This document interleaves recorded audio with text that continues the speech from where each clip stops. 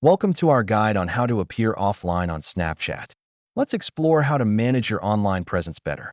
First, let's talk about the active status. This feature shows when you're online, which can sometimes feel a bit intrusive. Now, let's access your Snapchat settings. Open the app and tap on your profile icon at the top left. Scroll down to find the Show Activity Status option. Simply toggle it off to disable this feature. Next up, let's explore Ghost Mode.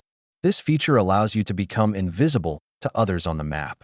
You can also manage who sees your stories and snaps. Adjust your settings to ensure only selected friends can view your content.